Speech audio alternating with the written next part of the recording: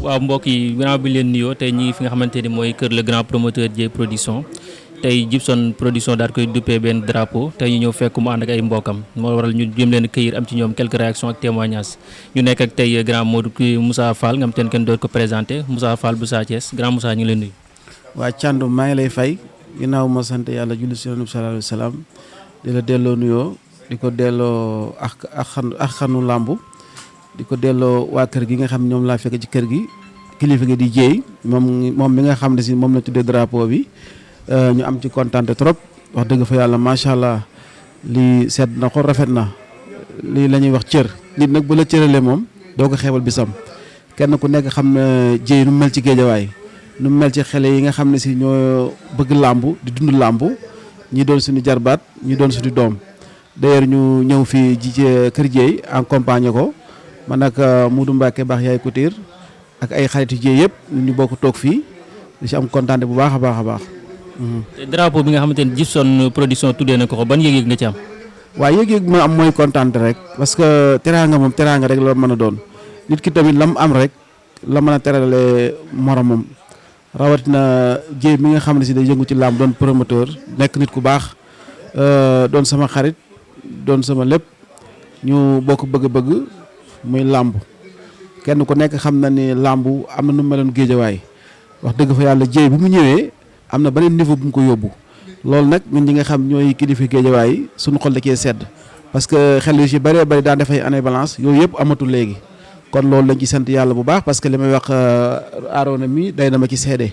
xale yi kenn ku ci nekk bala ñu daan bëree da nga daan sonn trop fenn fu nekk nga dem di ci jàpp jënd ay bloc lu ne nga dugg ci mais tey mën naa ne bu ma toogee sama kër damay téléphone rek Dieye wala Abdoulaye Ndiaye mi nga xam moo yor affaire yi sama booy nangam ak nangam laa bëgg ñu bëri du ci teg baat kon loolu wax dëgg fa yàlla nekk na sagub géejawaay nekk loo xam ne kontaante la kon nag amuñu dul ñaan ñun dañ koy ñaanal yàlla suñ borom subhanahu wa taala mu dolli ko jàppale rek dolli ko taxaw ba lu mu man rek ren yàlla dogal mu man lu ko ëpp déwén ci dara gi bu baax yaay Couture nekk tailleur bu mag fii ci géejawaay rawatina banlieue bi grand Modou ñu ngi leen nuyu. waa Thiandoum ñi ngi lay fay di la nuyu xam nga di nuyu way seetaankat yi nga xam ne ñëpp ñu ngi topp seen site bu mag bi ñu ngi leen di bëggee bu baax a baax. tey Dieye nekk sa nit sa xarit ñu daat koy tuddee drapeau ban yëg-yëg nga ci am. waa Dieye moom ñu tuddee ko drapeau mbégte rek lañ ciy am et puis du première fois du deuxième fois parce que nit boo nekkee ci dara nga séq ak say nawle ñu dem ba gis ni ñoom war nañ la ci njukkal loolu sant yàlla la quoi et puis comme li wolof di wax rek naan jaajëf gàtt na mais ku deful dara doo ko dégg waaw tey jii bu nekkee ci benn langue boo xam ne da ko séq ak ay nawleem ñu dem ba ñoom ñu am yëgu-yëgu mën a jël drapeau di ko dippee xëy na jikko mi rafet la ak ay doxalinam ci ñoom donc tamit peut-être jéppi wuñ ko bu ñu ko jéppoon xëy na lii yëpp du xew moo tax tey nga gis fii nit ñi ñu ngi jugee fu nekk àdduna bi yëpp ñu ngi fiy daje xam nga tey daal mbégte rek lañ ci am bu yaatu quoi di wax ni Dieye production tey ñi ngi nii di waajal si këram war a dem si bis bu mag boo xamante ne dañ ko dippee làmb muy bisu Djibson production di wax daal stade booy bon ñu xaañu tey moom ki ñu tuddee drapeau bi du ko ndaw si géejawaay te du yomb ñu ngi ñëw daal ak délégation bu mag ok. bu loolu weesoo kan ngay solal waa Géejawaay info. non Géejawaay info ñun ñoo bokk Géejawaay ay doomu nday lañ ñun kay dañu nekk premier partenaire boo xamante ne ndax ñooy nekk seen ginnaaw loolu moom mën nañ ni lu sotti la ba pare daal waa jeex na loolu moom jeex na quoi Géejawaay info moom baax yaay Couture seen yëf la ñoom ñoo ko moom jeex na kontaan naa si yéen. merci beaucoup kilifa suñu père un doyen papa maa ngi leen nuyu. maa ngi leen di fay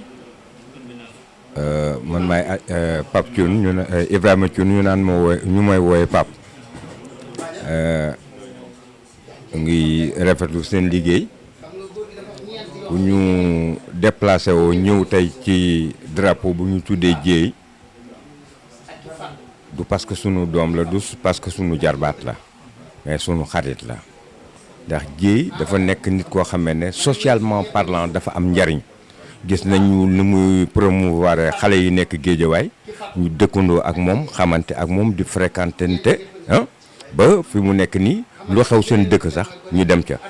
donc day nit koo xam ne jikkoom doy nañu mais socialement ni muy dimbale xale yi géejawaay yi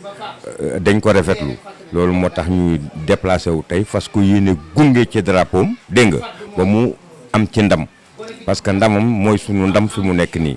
ndax xale la boo xamee ne am na ambition mais ambition bi yëpp da ko delloowaat géejawaay alors loolu mooy raison bu tax ñu gunge ko bu doon melul noonu duñ ko gunge duñu déplacé wu jóge suñuy kër waaye bu ñu jógee suñuy kër jikkoom la nit ku baax la nit ku yaatu la nit ku bëgg a dimbali xale yi Géejawaay yi la moo tax ñu préparé wu tey ne dinañ ko gunge incha allah. su ma la déggee sa xol sedd na trop ci jëfinam. ah oui bien sûr bu ko deful woon kon du ma jóg Géejawaay gi ñu bari xam nañ ma ci fànn yëpp donc su ma jógee ku ma gis dina xam ne kii jógul ci lu ñàkk fayda waaw farata moo ko yëkkati parce que Dieye war na mën a yëkkati ku nekk nag fi mu nekk ci biir Géejawaay voilà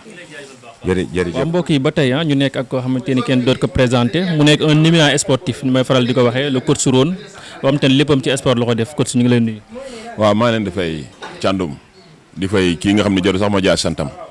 mooy saa su ne li may wax rek parce que yéen mention spéciale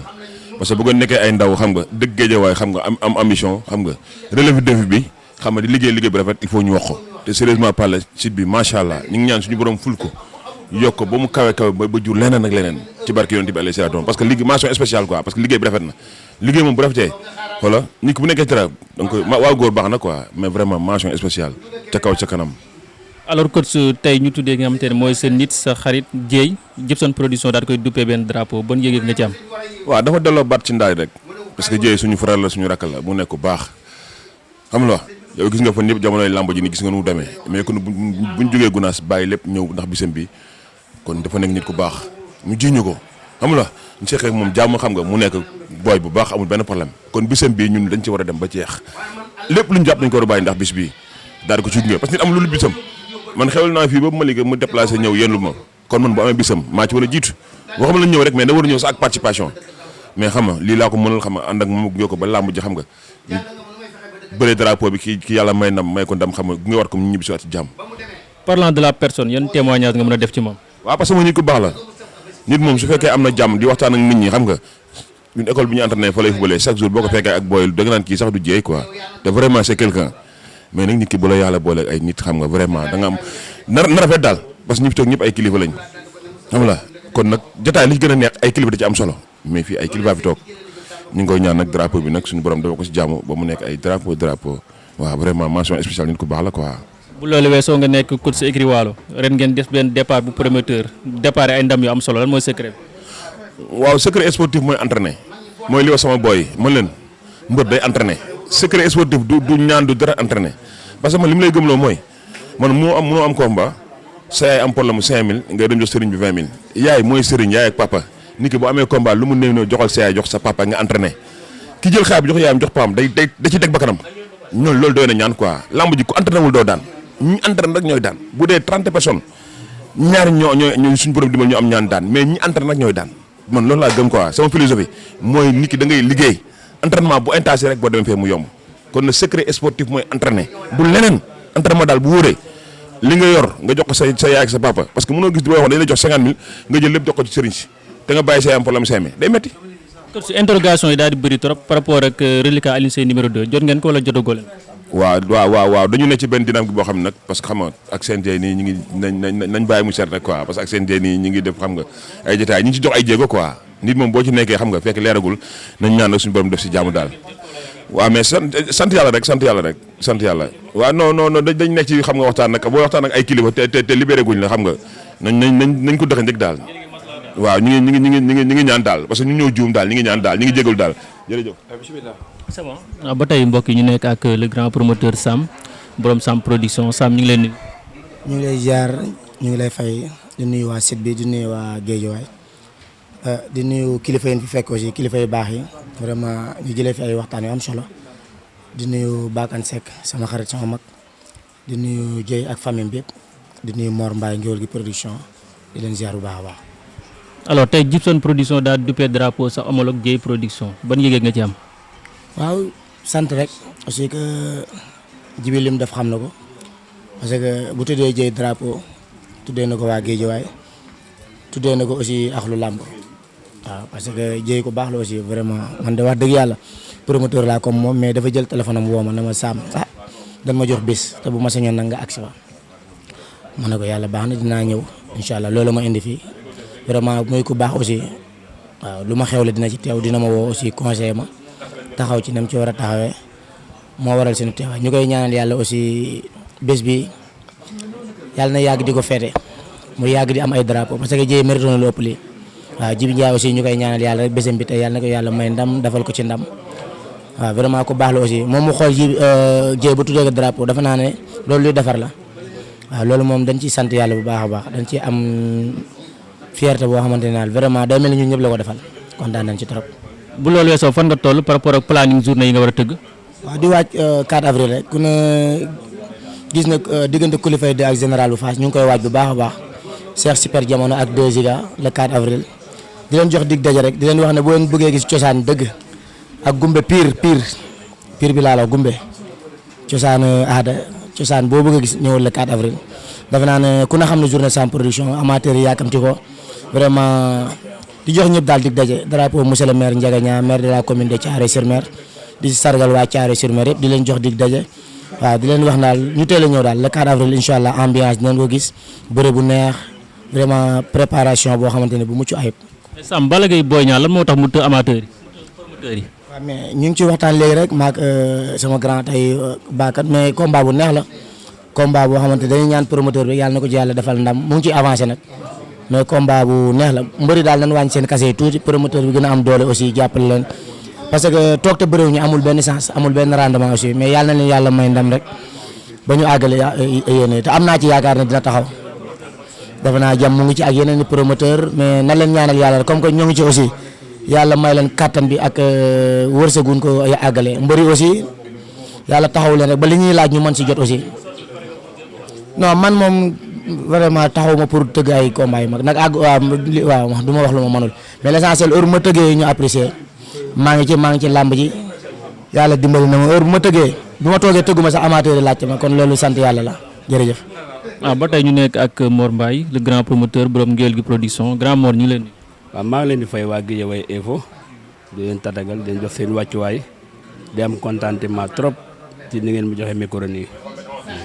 comme li ma wax sànq Sam rek tey sa homologue seen naataango Dieye Djibson production daal koy duppee drapeau ban yëg-yëg ngeen ci am. waaw sant yàlla rek sant yàlla ndax Dieye sunu nawle la suma mag la man suma géer la ndax géer kii dafa nekk nit ku baax nit ku yàlla baaxal yàlla xam na ni dafa yëkkati téléphone am woo ma ni ma Mor man ko waaw mu ne ma dañ ma tudd drapeau te sentir naa la ci bis bi nga ñëw ndax yow sama géwal nga suma rakk nga te bi nekkee ci làmb ji ba léegi dara ñaawul Dieye day yëkkati xaalisam di ma teral en tant que promoteur comme moom mais daa xam ne man maay géwalu promoteur yi kon loolu xañ na mën na ko bañ a def mais ak mbaaxam la rek ak mbaaxam Dieye dafa nekk suñu biir mais nit ko yàlla baaxal la aussi tamit quoi ndax dafa am loo xam ne boo koy def rek nit ñi dañ laa war a sant gërëm la ndax Dieye bi mu nekkee Guédiawaye ba léegi mën naa ne xale yi Guédiawaye yi tumurankewul ku leen tëgg parce que boo dee xool li naan bay ci sa wewu tànk loolu lay def lambu jum tëgg xale yi Guédiawaye ñoo ci ëpp kon maanaam Dieye bàyyiwut goxam lu muy def ci goxam la koy njëkkee muy nit ku yàlla baaxal daal nit la koo xam daal vraiment man dama koo bëgg di nuyu aussi tamit sunu mag yi nekk fii sama papa yi vraiment booba léegi ñu ngi waxtaan wi neex di nuyu sunu mag sunu xarit Bakane Seck di nuyu waa Axlu Làmb Mor am benn équation bu posé wu actuellement dafa të amateur yi muy affiche bi nga xamante ne moo dox ci diggante Balla Gaye 2 ak Boy Niang ñëpp daal koy bëgg lan moo tax mu tëleen. waaw xam nga combat boobu am na benn promoteur bu ci nekkoon jam mi ngi ci woon di ci wax moom wax dëgg yàlla sori woon na ci mais buñ sañan yàlla da koy dimbali mu tëgg ko ndax combat boobu Sénégal ñoo ko bëgg ndax combat boobu wax dëgg yàlla bu taxawoon ren dina am lu bari loo xam ne dina ko defaat ci làmb daal kon ñu ngi ñaan yàlla sunu borom képp koo xam ne bëgg nga ko rek yàlla oyofal la li nga xam ne moom nga bëgg ba ni nga ko bëggee sunu borom defal la ko noonu mais combat la boo xam ne daal wax dëgg yàlla du ñaari mbëri ñoo ko bëgg mais Sénégal ñoo ko bëgg ñun de wax dëgg yàlla bu nu amoon buntu boo xam ni buñ fa jaaree tëgg ko kon ba na ngeen jaar nañ buntu boobu jaar fa tëgg ko ndax combat la boo xam ne Sénégal ñoo ko bëgg. waaw ñu ngi leen di jaajëfal yéen tamit waa Guédiawaye Info ngeen nekk wax dëgg yàlla site boo xam ni ba ngeen ñëwee mën naa ne yàggul lool mais nag da ngeen a bokk ndax li tax ngeen bokk mooy xeebu leen bisu kenn ndax àdduna noonu la man mi di wax ak yéen fu ne woo naa leen fa te du xaalis bu ma leen dox du dara lu ma leen di jox kon nag wax dëgg yàlla ñu ngi leen di ñaanal fépp fu télé bu mag egg télé bu mag fu mu egg Sénégal ngeen dem ba seen télé bi egg foofu ci darajay Mouhamed yaa Rasulullah darajay Serigne Touba mi nga xam ne moom lañ yaakaar jërë ngeen. ba tey mbokk ñu nekk ak suñu benn papa un doyen père ñu ngi leen di. fils maa ngi leen di fay Alioune Seye laa tudd waaw bala may wax maag Dieye damay wax maag Cheikh Mbacke Mbaye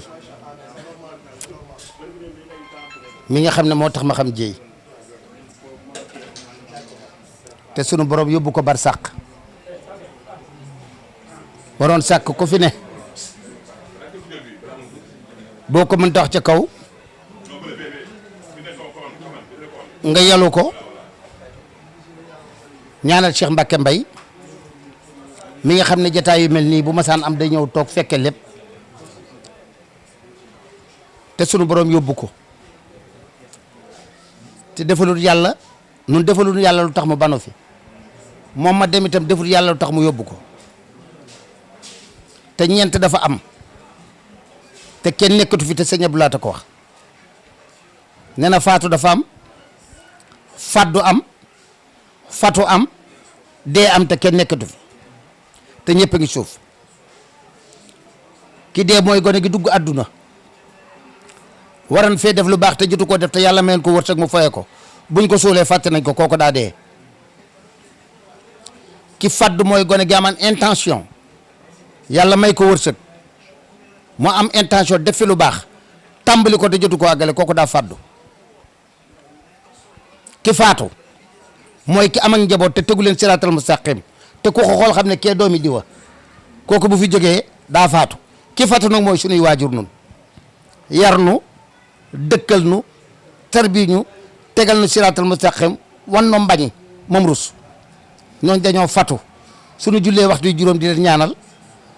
bu nu toogee di leen tuddee doom di leen wàccee kaamil ñooñ dañoo fatu loolu li ma ci jubloon mooy Cheikh Mbacke Mbaye mi dem te banu fi te daan ànd ak nun lii Alioune Seye laa tudd dëkk Lambaye man mii maa moom lampe Fall automobile jaay ko tooto la Camon Town laa kaw pire la am na solo tey ñu duppee ko li nga xamante ne mooy drapeau ba njëg nga ci am. waaye drapeau bi li ma ci indi mooy saxaar bu jubee gaar day corne te Dieye danoo bokk lu ñu séddoowut ndaxte nee ñu gone dafa am tout tànkam te sëñ Saliou nee na gone tudd gone lu ne tudd ndax mën naa doon ku ne ëllëg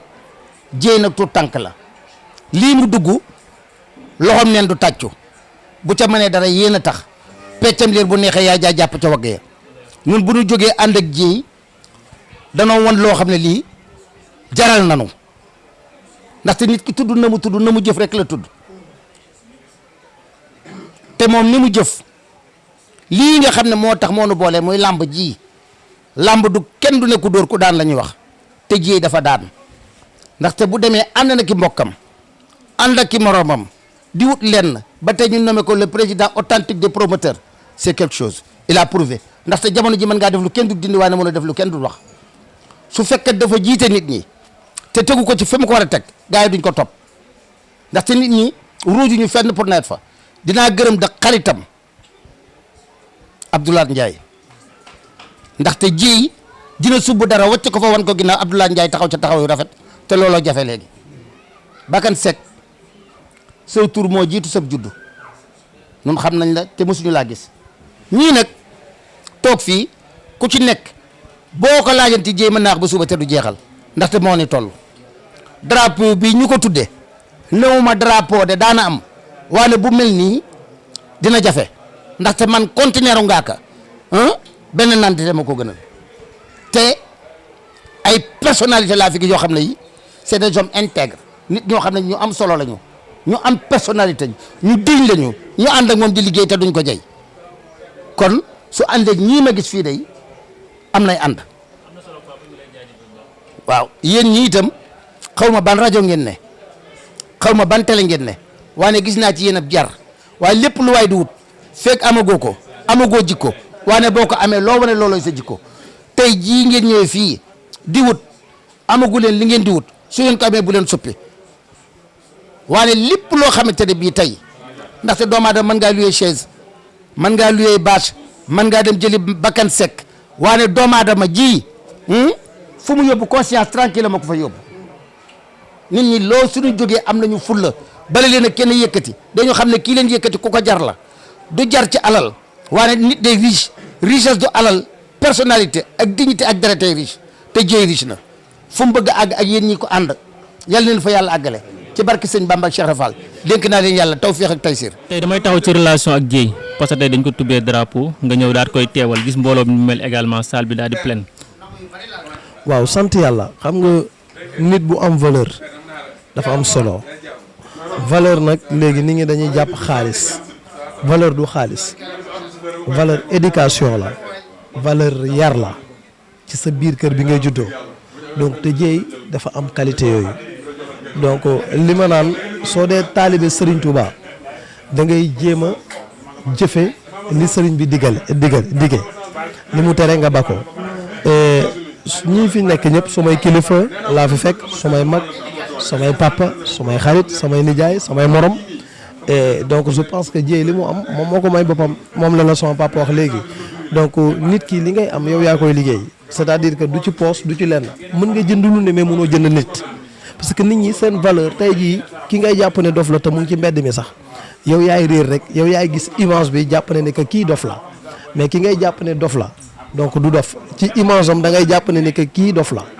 mais nit mën nga louer 16 mën nga louer basse mën nga def lu ne mais nit kenn mënu ko louer parce que ñii diiñ ñu ngi diiñ ba xëy dee dara mënu leen dugal ci lu ñàkk fayda et je pense que Dieye li mu am tey moom la sama papa wax léegi moom moo ko liggéeyal boppam donc ku def dara di nga dégg dara ku deful dara it doo dégg dara donc li tax démb dama joué ji woon maa ngi tëdd ay 7 heures du matin mais maa ko yee 10 heures xaaruma moom mu yee ma maa ko yee ne ko nan nga bëgg ak fan nga ko bëggee ak fan laa lay fekk ndax moom jar na loolu moom Serigne Touba ñu wonele nag te France la ñu wonelee donc je pense que ñi war a wax ñëpp bari na donc su ma waxee mën naa jël temps bu bari mais maanaam suñu xameel ci lu dëggu rek la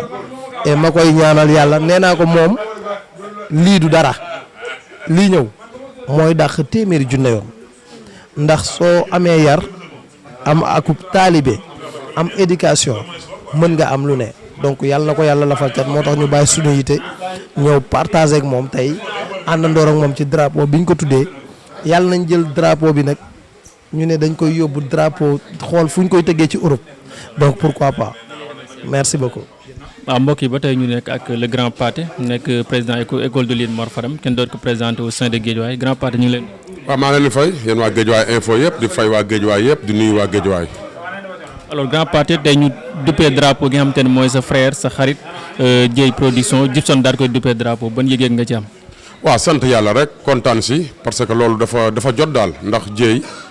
ñun ñoo ko dugal ci làmb mën naa ne parce que premier combat am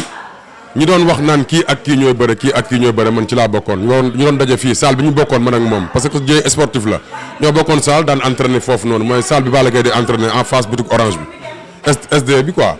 moo tax tey bu ñu demee ba Djibson te tuddee ko làmb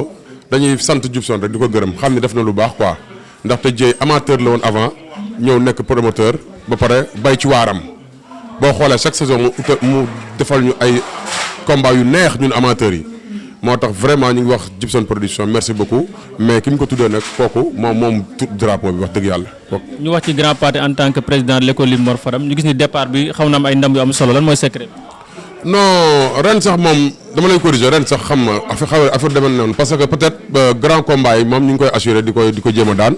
mais ren bilan bi baaxagul mais comme li may wax chaque jour rek ñun moom xam nga boo yoree école bu mag dafa am loo xam ni yow sa xel du su nekk quoi sa bilan mooy nga fexe am nombre de combats parce que instant bi may wax yow am nañ 20 combats yoo xam ni benn mbër bëreegul 2 fois ñun loolu moom mooy suñu affaire parce que boo yëpp dañuy bëgg a jël seen wàll boo yëpp ay champion lañ bëgg a doon boo yëpp bëgg a bëre te mun loo tànn ñi nga xam ni am nga si ñoom yaakaar rek di leen bëreloo ñeneen ñi nga bàyyi leen noonu man comme ni ma koy waxee chaque jour su ma neexoon ma tànn 4 mbër ku nekk ma jox la 2 combats nga assuré ko muy 8 victoire ama seen daan baytin daan ñu ni école de Mor Fadam premier mais loolu su ma ko defee du am sens ndax école boo ñëwee école yow yaa ngi fay ñëw des fois da ngay gis lu mat ay 40 boo yoo xam ne ñëpp dañuy ñëw takk ngemb di contact ku nekk ànd ak sa ginnaaw moo tax il faut dañ leen jox seen chance ñu bëre après nag suñu bëree peut-être dina am ñu segg quoi xam ñi nga xam ne ku si nekk dana xam fi ku si nekk dana xam li la manqué xam nga parce que xam naa fii ak 2 ans 3 ans la ñuy soog a xool affaire bilan mais pour l'instant dañu nekk ci defaruwaat quoi reconstruction lañu nekk waaw. merci beaucoup ba tey ñu nekk ak beneen kilifa mu nekk fii grand ñu ngi lay nuyu. waaw ñu lay fay Sadio Sène waaw. alors grand Sadio tey ñu tuddee di drapeau Djibson production duppee ko drapeau ban yëgee nga am ci loolu. waaw kontaan ci rek parce que Dieye sama nijaay la di nijaay bu baax xam rek ma xam ne bés bi moom fu ñu mën di nekk il faut ñu teew ci parce que moom borom baax la xam nga kenn mënta wax ci moom parce que loo wax ci moom rek am na lu des ko nit ku baax la xol bu rafet la yor kenn gënu ko man moom dama koy sant bu baax a baax sama xarit la sama nijaay la mais sama xarit la depuis xale ñu daan ànd mais daal nit ku baax la maa ngi koy sant bu baax di ci kontaan ko bu baax a baax wax merci beaucoup. ok ba tey ñu nekk ak beneen grand donc tey grand ñu lay nuyu. ñu ngi lay fay Abdoulaye Dieng waaw. Abdoulaye Dieng sa relation ak Dieye fan la commencé. sama relation ak Dieye moom léegi mu yàgg Dieye dafa nekk nit ku baax nekk nit ku man nitam moom lu mu am ci rek ci làmb wala ci àdduna jomb woo puisque daf koy doxal saa su ne ci digganteem ak nit ñi muy làmb muy door làmb man récemment rek am na benn kii ba nga xamante ni vraiment ni ma taxawoo sant naa ko torop gërëm ko ci moom ak ñoom Sadio ñi yeeg ñi ñëpp ñu may àndal témoignage bi mooy mbaaxam moom foo ko taxawees na ko yërmandeem foo ko taxawees na ko nit ku baax la nit ku xam àddina la nit ku mën nitam ndaw tamit waaw ñu ngi koy sant bu baax di ko gërëm di ko ñaanal yàlla jaajëf merci.